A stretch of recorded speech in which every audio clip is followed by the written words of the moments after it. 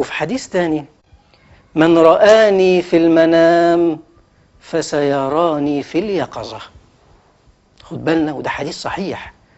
لذلك في بشارة في اللي يشوف سيدنا النبي صلى الله عليه وسلم في الرؤيا، نقول له: طالما رأيت رسول الله في الرؤيا ورؤيا النبي حق، إذن سوف ترى النبي صلى الله عليه وسلم في اليقظة، يعني يوم القيامة. علشان كده يروى في الحديث يقول: من رآني في المنام رآني يوم القيامة، ومن رآني يوم القيامة شرب من حوضي، ومن شرب من حوضي تشفعت له، ومن تشفعت له حرم الله جسده على النار. يبقى نبشر اللي شاف سيدنا النبي صلى الله عليه وسلم، وهي بشرى يستأنس بيها إنه إن شاء الله يكون من الناجين. تخيل البشرى دي في من يرى النبي في المنام، لكن في إنسان ربما يشوف الجنة ذاتها في المنام، يشوف ليه الجنة، ومع كده ما نقدرش نعطيه البشارة دي. ليه؟ لأنه ورد في الحديث أن الإنسان في قبره إذا كان من أهل النار والعياذ بالله يفتح له باب إلى الجنة، فيرى مقعده في الجنة ويرى نعيمها وأنهارها ويهب عليه من روائحها، وبعدين إذا بملك يقول له: هذا مقعدك في الجنة لو أنك أطعت الله، ثم يغلق ويفتح له باب إلى النار. فيقول للنبي صلى الله عليه وسلم: يقول: والذي نفس محمد بيده إنه لتأتي إلى قلبه حسرة لا ترتد بعد ذلك أبدا. يبقى ممكن الإنسان يرى الجنة حتى في الرؤية، لكن مش معنى ذلك أنه ضامن يدخلها.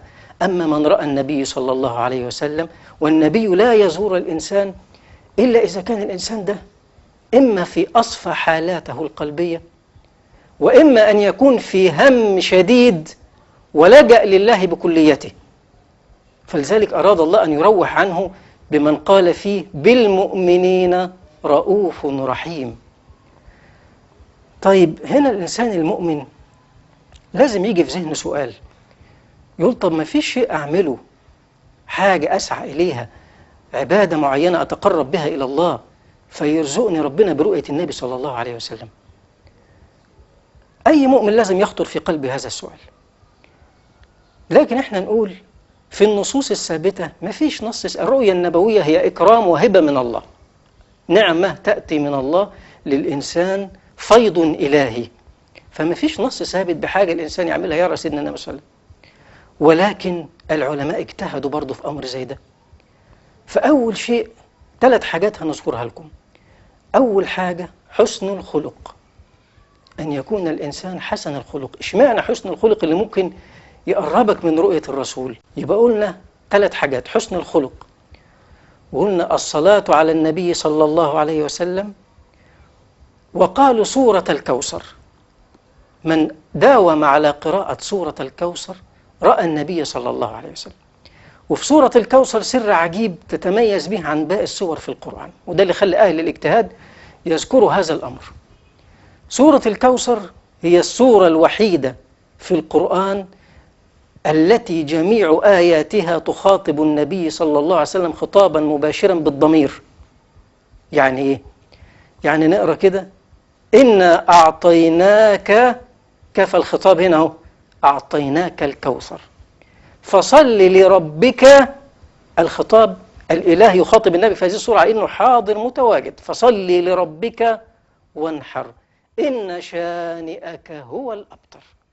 فتش في أي سور القرآن تانية هتجد سورة ممكن فيها آية فيها آيتين، لكن ما في سورة جميع آياتها تخاطب النبي صلى الله عليه وسلم بكاف الخطاب زي السورة ديت. طيب سيدنا النبي عليه الصلاة والسلام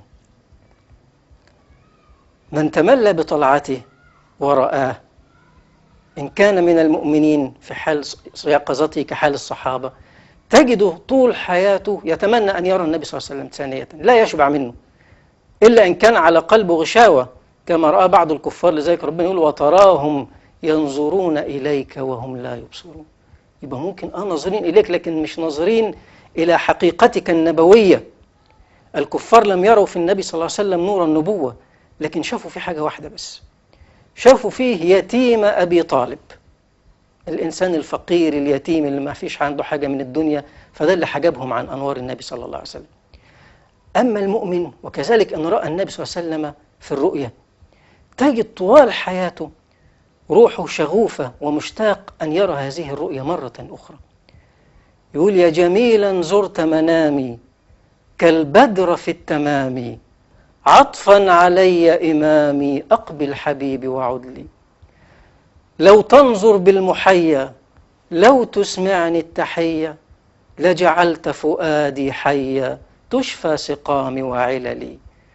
يا ليلة سعدي عودي لأفوز بالموعود، وأشاهد المحمود ويدوم عطائي ووصلي. ده حال من رأى النبي صلى الله عليه وسلم، رجل من المحبين. هذا الرجل كان مبتلى بالمرض ولف على جميع الأطباء، ما فيش طبيب قدر يداويه، حتى دب اليأس في قلبه وسلم أمره لله. وبعدين جه في ليلة من الليالي نور نور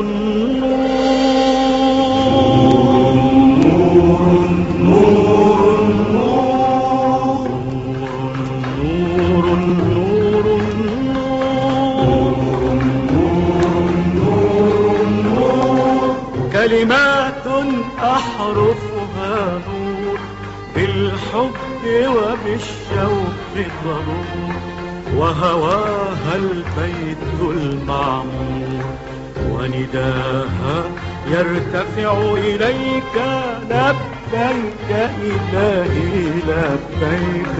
الله الله الله الله، قبس من صيد الرحمن يسبح في نور الإيمان، ويلبي داعي القرآن، فتهيم الأرواح إليك لبيك إلهي لبيك. الله